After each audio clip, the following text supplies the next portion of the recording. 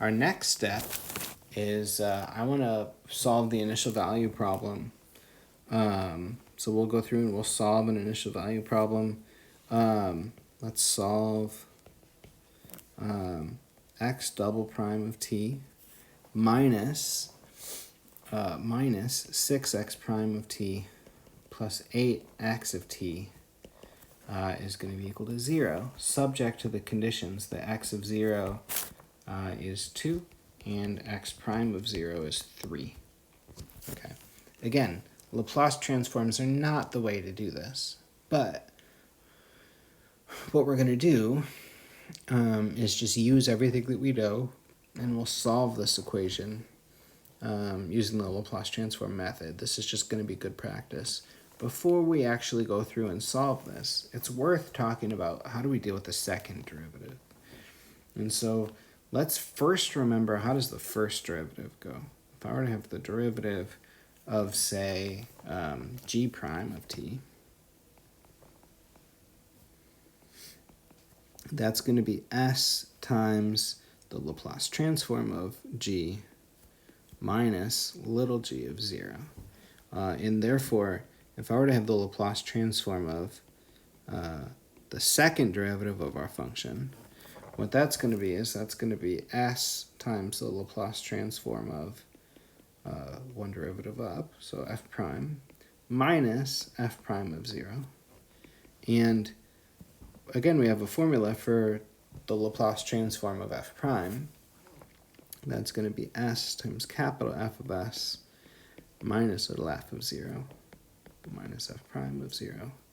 And so what this is going to be is it's going to be, let's see, s squared capital F of s minus little s f of 0 minus f prime of 0. Okay, and so this is going to be our Laplace transform for the second derivative. Okay, in general, if you want to find the Laplace transform, just kind of following our method here, if you want to find the Laplace transform for the nth derivative of our function, this is going to follow the same pattern. This is going to be s to the n times the Laplace transform of little f minus s to the n minus 1 f of 0 minus s to the n minus 2 f prime of 0 minus all the way down to the n minus first derivative at 0. So that's our general formula for how to solve, how to take the Laplace transform of derivatives. Okay, so that's how that is going to work. That is going to be useful for us as we go along and find our Laplace transform of our initial value problem. So now let's solve the initial value problem. So now we're ready. Let's go back. Let's solve the initial value problem. And what we're going to do is we're going to take the Laplace transform of both sides. Let me just copy this so we can have it looking a little nicer here. So I'm just going to copy this here. So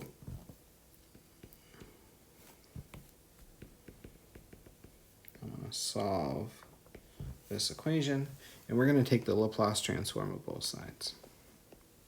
So we're going to take the Laplace transform of x double prime minus 6x prime plus 8x of t. That's going to be equal to 0.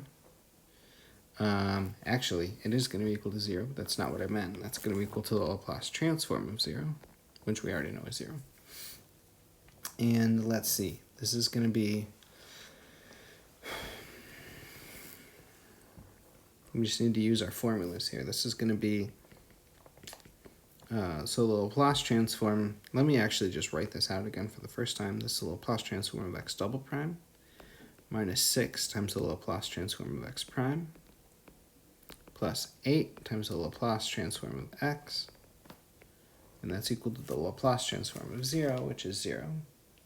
And the Laplace transform of x double prime, we said, was s squared, capital X, minus s times x of 0, minus x prime of 0, Minus 6 in the transform of x prime of t is going to be s capital X of s minus little x of 0. And then plus 8 capital X of s. And that's going to be equal to 0. And so now let's distribute. I want to do a few things here. Actually, first, let's take our x of 0 and x prime of 0. And let's plug those in. Right? We have x of 0 and x prime of 0. So this means that we're going to have s squared, capital X of s, minus s times x of 0, so that's 2s, minus x prime of 0, so that's 3, minus 6s capital X. Let's see, plus 6 times x of 0, so it's plus 6 times 2, so that's plus 12. Plus 8 capital X of s, all times 0, or all equal to 0, I mean. And again, the goal is to get capital X by itself. So what we're going to do is we're going to do a few things here. Let's see. We have, let's take the capital X out of all the terms that we possibly can on the left side. So it's going to leave us with s squared. That takes care of that term. Minus 6s. That takes care of that term. Plus 8. And that takes care of that term. And then we're going to add all the other terms to the other side. So we're going to end up with 2s plus 3 minus 12. So it'll be 2s minus 9. And that means that capital X is going to be 2s minus 9 over s squared minus 6s plus 8. And now it doesn't seem useful anymore because how are we supposed to proceed? Well, again, we're going to rely on Calc 2. We have to do partial fractions. And so the way that this is going to work is we want to write this as something over s minus 2 plus something else over s minus 4. And then we'll be able to see what happens from here. So off to the side, let's do our partial fraction decomposition. Our partial fraction decomposition, remember, is you take 2s minus 9 over, this was s minus 2 times s minus 4. And we're going to write that as a over s minus 2 plus b over s minus 4. And we need to find the a and b that make this work. So I'm going to multiply both sides of this equation by our denominator s minus 2 times s minus 4. And we're going to end up with 2s minus 9 is equal to a times s minus 4 plus b times s minus 2. And when we plug in s equals 2, say, we're going to get negative 5 is equal to a. So if we plug in s equals 2, we're going to get 4 minus 9, so negative 5 is equal to negative 2a plus 0. So this means that a is 5 halves. And if we plug in s equals 4,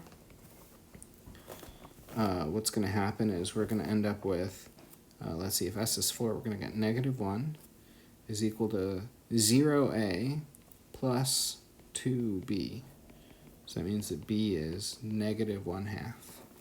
And so altogether, this means that our a is going to be 5 halves, and our b is going to be minus 1/2.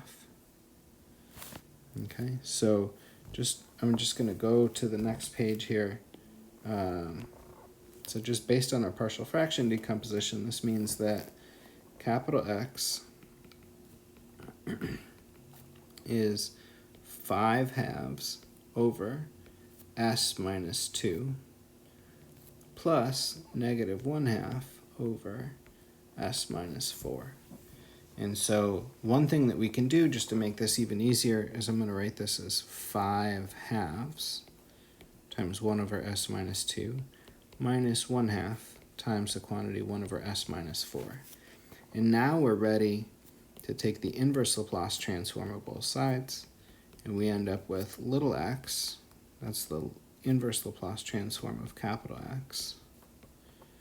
That's going to be the inverse Laplace transform of 5/2 times 1 over s minus 2 minus, so minus 1/2 times 1 over s minus 4. And so what we can do now is we can take the 5/2 and the minus 1/2 out. So this tells us that little x is going to be 5/2 times the inverse Laplace transform of 1 over s minus 2 minus 1/2 times the inverse Laplace transform of 1 over s minus 4. And so that's going to be, that tells us we're done. So little x is going to be 5/2 e to the 2t minus 1/2 e to the 4t. And there's our solution, okay, for x. Okay, so there's our solution. And we're done. So that's how we'll do these initial value problems with Laplace transforms.